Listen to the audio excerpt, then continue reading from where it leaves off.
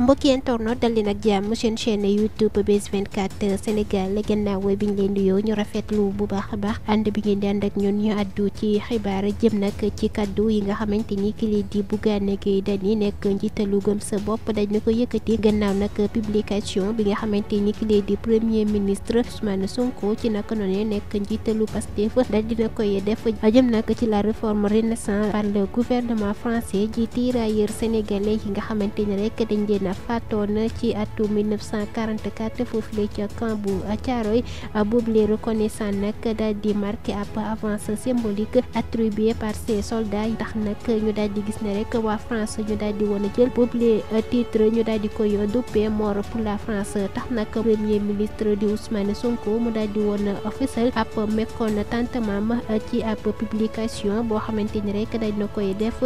ci réseaux sociaux yi jëm nag kon ci boobule méthode bi nga xamante ni rek dañ nañoo gis gouvernement bu France dañ nañ koy amal jëm ci mbir moomee moom mi leen nag di Ousmane Sonko di xam ni rek waa France dootuñoo bind li nga xamante ni rek mooy seen histoire te nag boobule histoire Thiaroye 44 dinañ ko xoolaat bu baax a baax yooyu tamit ñu daal di koy bindalaat seen bopp ak yeneen histoire tax nag moom Bougane Gueye Dany daal di yëkkati ay kaddu di critiquer prise de position bi nga xamante ni rek moom Ousmane Sonko daal dina koy def mu jàpp ni rek moom premier ministre bi lee dafa def li nga xamante ni rek mooy hors sujet waaye tamit mu jàpp ni rek loolee dafa nekk ab histoire bu yàgg lool tax nag moom mi lee di Bougane Gueye Dany di xam ni Ousmane Sonko laata rek mu addu ci Thiaroye 44 rek dafa war a addu d'abord sur la vérité ci 86 martyrs ci diggante atuma 2021 jëm atuma 2024 waaye tamit ci protocole bi nga xam ne moom la sëkk ak kii di Macky Sall ba tey ci